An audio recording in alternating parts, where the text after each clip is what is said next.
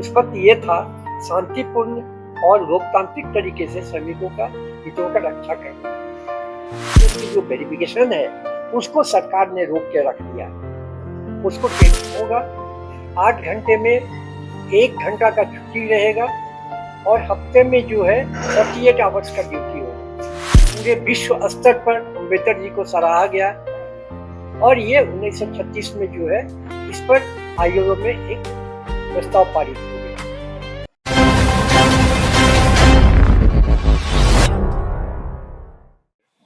बहुत बड़ी झगड़ा हो रहा था, तो उस पीरियड में सबसे ज्यादा अगर कोई अपना हक नहीं मिल रहा था जिनको, उसमें मजदूर वर्ग, सदियों से मजदूर वर्ग शोषित रहे और इनके लिए कोई स्थान नहीं था कि इनको कहीं सही मार्गदर्शन मिल सके। ट्रेड यूनियन का कल्पना उस पीरियड में, अंग्रेजों के पीरियड में किया नहीं जा सकता था। इस उत्थान पतन में 1936 में हमारे बाबा साहब डॉक्टर अंबेडकर जी ने आयोग का रिप्रेजेंट किए और श्रम कानून में, आयोग का जो उस वक्त श्रम कानून नहीं होता था, उस वक्त श्रम कोड होता था, उसमें उन्होंने आयोग में रखे कि 8 घंटा काम होगा, 8 घंटे में 1 घंटा का छुट्टी रहेगा और हफ्ते में जो है 48 आवर्स का ड्यूटी होगा।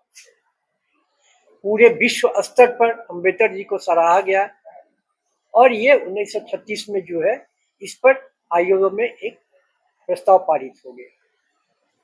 दिनें बढ़ते गया, शोषण जो है काफी होता रहा। भारत भी अछूता नहीं था उन दिनों। आप पत्रकार बंधुओं जानते हो क्या नील क्रांति हुआ चंपारण में, इस तरह की बहुत सारे क्रांति हुआ यहाँ, परंतु कुछ मारे भी गए वर्कर। सबसे ज्यादा वर्कर जो है शिकागो में मारे गए संघर्ष के दौरान। और अंततोगत्वा भारत में हमारे मजदूर नेतागण, हमारे कांग्रेस के नेतागण सभी एक जगह इकट्ठा होके ये सोचे कि एक ऐसा समिति बनाया जाए, एक ऐसा संगठन बनाया जाए जो मजदूर का हित के लिए लड़ाई किया जाए। 3 मई 1947 को आपका सरदार वल्लभ भाई पटेल के नेतृत्व में राष्ट्रीय कांग्रेस का स्थापना, राष्ट्रीय मजदूर कांग्रेस का स्थापना हुआ और इस पर जो है इसका नेतृत्व करने लगे डॉक्टर साहब। साथ में मुख्य आदमी जो थे उन दिनों, उस मीटिंग में जो मुख्य आदमी लोग थे वो थे पंडित जवाहरलाल नेहरू, आचार्य कृपलानी, गुलजारी लाल नंदा, जगजीवन बाबू, सुरेंद्र चंद्र बनर्जी, जे रामानुजम, अरुणा आशा फरी, एस.के. पाटिल, हरिनाथ शास्त्री, एस.पी. सेन और जी.डी. अम्बेडकर और माइकल जॉन, ये सभी मुख्य रूप से उसमें उपस्थित थे। और काफी विचार विमर्श के बाद ये हुआ कि Indian national trade union Congress का जो है एक मैनिफेस्टो तैयार हो, एक इस तरह का तैयार हो जिसमें शोषण और शोषित का जो है दोनों के वर्ग में हम लोग ये देखें कि क्या इसमें क्या अंतर आता है। हम लोग के सबसे मुख्य उद्देश्य जो उस वक्त ये था शांतिपूर्ण और लोकतांत्रिक तरीके से श्रमिकों का हितों का रक्षा करना। इसका झंडोत्तोलन किए आचार्य कृपलानी जी उस मीटिंग का, और प्रथम अध्यक्ष जो बने वो सुरेश चंद्र बनर्जी बने। बातें काफी आगे तक बढ़ते रहा, बीच में इस पे काफी बदलाव आया। हमारा कॉन्स्टिट्यूशन बना, कॉन्स्टिट्यूशन में हमने काफी इसमें तब्दीली किया और मुख्य लड़ाई हमारा दो ही था, हैव और हैव नॉट का, जिनके पास है, जिनके पास नहीं है। ये हैव और हैव नॉट की लड़ाई जो है, इसमें इंडिया सबसे आगे रहा। यद्यपि इसकी शुरुआत जो है शिकागो से हुआ था, लेकिन इंडिया में देखा गया कि शोषितों को जो है हम लोग ने उनके हक को दिलवाने में काफी आगे आए। मुख्यतः इसमें कोयला उद्योग में सबसे ज्यादा शोषित थे। यहाँ आए दिन जो है आदमी एक्सटेंट होता था, ये उनके कोई हक नहीं मिलता था। इसीलिए 67 में ये वेज बोर्ड पास हुआ, उसको जो है सेंट्रल वेज बोर्ड के नाम से जाना जाने लगा। एवं प्रकारेण जो है विभिन्न उद्योगों में आज तो 254 पीएसयू है आपके पास। इस उद्योगों में काफी तब्दीली आया, लेकिन उन दोनों जो है सो कोई हक का जो है लड़ाई नहीं लड़ पा रहा है। अब पीएफ एक्ट हुआ आपका, 48 जो है आपके सेंट्रल एक्ट हुए, 164 जो है स्टेट एक्ट हुए, ओवरऑल आपका 224 एक्ट बना, जिसके बाद जो है सभी अधिकारों को पूर्ण रूप से हम लोग जो है दिलवाने लगे। आज जो भी आंदोलन हो रहा है, जो भी ये हो रहा है, इसका सबसे बड़ा ये है 940 के अंतर्गत जो है तमाम आपका जितने तरह के कंपनसेट एम्प्लॉयमेंट है उसको दिया जाता है, और वो जो है तो अभी बंद नहीं हुआ है। अभी अगर आप इन दिनों एक हफ्ता पहले जो डिसीजन हुआ है स्टैंडिंग कमेटी का कि 100 दिन के अंदर मृतक व्यक्तियों के सर्विस को जो है उनको लागू किया जाए, और वो हो रहा है। लेकिन फाइलें काफी जम, आपका ये कहना जो है ये भी बात है, काफी फाइल जम गया है इनके पास, और काफी हम लोग ने इसके बीच में संघर्ष किए। एक दफे सीएमडी वगैरह के जा चुके हैं हम लोग, चेयरमैन से भी हम लोग का सेकेंड टर्म मुलाकात जो है हम लोग का इसी महीने में 15 के बाद होगा। हम लोग पूरी टीम जाएंगे इनके नेतृत्व में, और हम लोग चेयरमैन से सारी बातें करेंगे। कोयला भवन के कोल भवन को जो लाने की बात है, ये हम लोग बहुत पहले से ही वहां जो है विचार विमर्श।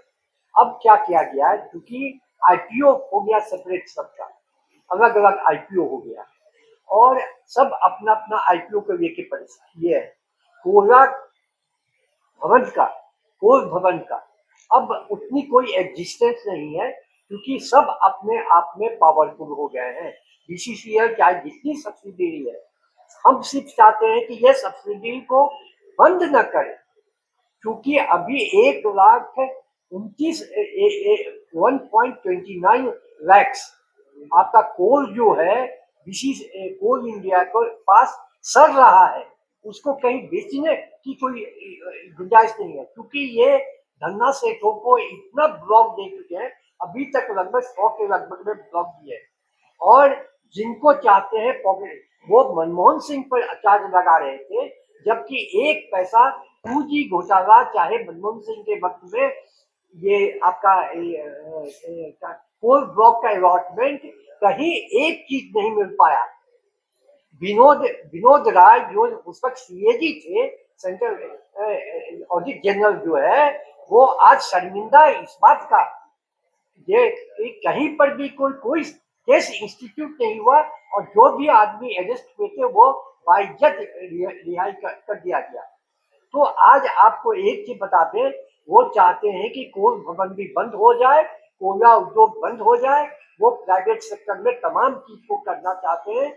इंदिरा गांधी का स्वप्न, हमारे स्टार्टिंग पीरियड में इसका टोटल 9 लाख इसके एम्प्लॉय होते थे, और उसको 5 से मल्टीप्लाई कीजिए तो 45 लाख आदमी कोयला उद्योग में काम करते थे, डायरेक्ट चाहे इनडायरेक्ट। आज की स्थिति ये है, ये 2 लाख पर आके अटक गया है। अब सोच सकते हैं कितनी जगह ये हनन किए हैं। सबसे बड़ी चीज है कि इनके पास 30 लाख आपका जॉब है सेंट्रल का, वो जॉब में भी जो है कहीं पर कोई दे नहीं है। तो मैं आपसे एक चीज बताता हूँ, 20 तारीख तक हम लोग की फिर मीटिंग होगा चेयरमैन कोल से, और उस पीरियड में आपकी ये 2 बातों को हम लोग फिर रखेंगे। लेकिन मैंने स्पष्ट कर दिया आपको, क्योंकि आईपीओ दे रहा है सबको, इसलिए सब अपने आप में जो है मालिक है, बीसीसीएल हो, सीजीएल हो, ये उनको कोल भवन से कोई मतलब नहीं। धन्यवाद। आप लोग सब लोग नाश्ता लेते हैं, ठीक है। तो हमने स्थापना दिवस है आज, इसके लिए जो है हम सभी मजदूर भाइयों को सब सम्मानित और बधाई कर रहे हैं। आज के दिन के वो संघर्ष के बाद जो है हम इतनी उपलब्धि हम प्राप्त किए, कम से कम हम फेस टू फेस जो मैनेजमेंट का बैठ रहे हैं, हम बात कर पा रहे हैं, ये सबसे बड़ी उपलब्धि है हमारी। जो 3 मई 1947 को शुरू किया गया था वो एवं प्रकार हमारा दिन दिन जो है हमारा अधिकार क्षेत्र जो है वो बढ़ रहा है। दूसरी चीज हमने आपके सामने ये चीज रखना चाह रहे थे कि हमारा ट्रेड यूनियन की जो वेरिफिकेशन है उसको सरकार ने रोक के रख दिया है, उसको ट्रेड यूनियन का वेरिफिकेशन वो नहीं करवा रहे हैं। ये तीसरी चीज हम आपके सामने ये रखना चाह रहे हैं कि ये जो 5 कोड भी ये परिवर्तित कर दिए हैं हमारे 48 कानूनों को, उसका हम घोर विरोध करते हैं। वो कानूनन के दृष्टिकोण से भी गलत है, लेकिन वो हर जगह फोर्स कर रहे हैं कि आप तत्काल के लिए इसको भी चलाइए, उसको भी। आप कहीं पर किसी इंडस्ट्री में जाके पूछेगा तो आपको ये बताया जाएगा कि वो पिछले जो 48 है उसको भी रखे हुए हैं और नया 5 कोड जो है वो चला रहे हैं। ये है। और सबसे ज्यादा ये है कि दिल्ली हाई कोर्ट के ऑर्डर जो है उस ऑर्डर के बारे में हम आपको क्लियर कर 447/17 दिल्ली हाई कोर्ट का जो WPC वो आज चल रहा था 2017 से प्रतिबंध पर, उस प्रतिबंध पर जो है फैसला यही है कि आप सरकार को कहा है कि आप जो प्रतिबंध लगाए थे वो प्रतिबंध को जो है आप जो है पुनर्विचार करें, और अगर किसी ने जो फाइल किए थे 447 फाइल किए थे वो ग्रुप वो 447 को जो है वो डिस्पोज कर दिया गया। ये स्थिति हम जो दिए उसको पढ़िए। मैं अपने बहुत सारी बात आपको अभी अपने जबान से नहीं बोल सकता हूँ क्योंकि हमको कुछ समझना है जाके, तो मैं इसके लिए माफी चाहता हूँ। और मैं चाहता हूँ कि मजदूर के लिए मैं हमेशा से लड़ता रहा हूँ, क्योंकि मेरा भी यूनियन लोहरदगा में है। हिंडाल्को पूरा मैं देखता हूँ, छत्तीसगढ़ से देखता हूँ, तो हमारे पास बहुत सारे मजदूर भी लोग हैं जो हम पर विश्वास भी करते हैं। और मैं उम्मीद करता हूँ कि मजदूर हित के लिए मैं बढ़ चढ़ कर हिस्सा लूंगा, और आने वाला समय आप देखेंगे कि संगठन को मजबूत करने का काम करेंगे। धन्यवाद। अध्यक्ष महोदय, मेरा 2 सवाल है, क्योंकि इंटक जो है कोयला मजदूरों के काम करते हैं। ये स्कीम की 930 इसके अंतर्गत जो असहाय मजदूर होते थे उनके बच्चों को काम। प्रेसिडेंट चंद्रशेखर दुबे जी के बाद जो है हमारे धीरज प्रसाद साहू जी प्रेसिडेंट इलेक्ट हुए सर्वभारतीय। ये उनके मरने के 1 हफ्ते के अंदर उनके मरने के बाद जो है हमारे ऑल इंडिया में जितने डेलीगेट थे उन्होंने जो है इनको प्रेसिडेंट डिक्लेयर किया। मैं तो स्वतः था ही, मैं कंटिन्यू जो है उसी तरह से, मैं आज 30 साल से मैं जनरल सेक्रेटरी हूँ ऑल इंडिया के, मैं कंटिन्यू करते चले जा रहा हूँ। और हमारे बाकी जो है हमारे ये डॉक्टर प्रदीप बाबू जी, ये झारखंड स्टेट के भी प्रेसिडेंट है, ऑल इंडिया के सीनियर वाइस प्रेसिडेंट। हमारे doctor RN Choubey ji, Indian national mine workers federation, उसके ये जो है प्रेसिडेंट है ऑल इंडिया के, जिसमें हर तरह का माइंस आता है, उसके ये है। बाकी हमारे ये जो है चौधरी साहब ये हैं, ये संगठन मंत्री हैं ऑल इंडिया के, सभी ये हैं। एवं प्रकार हमारा 125 आदमी का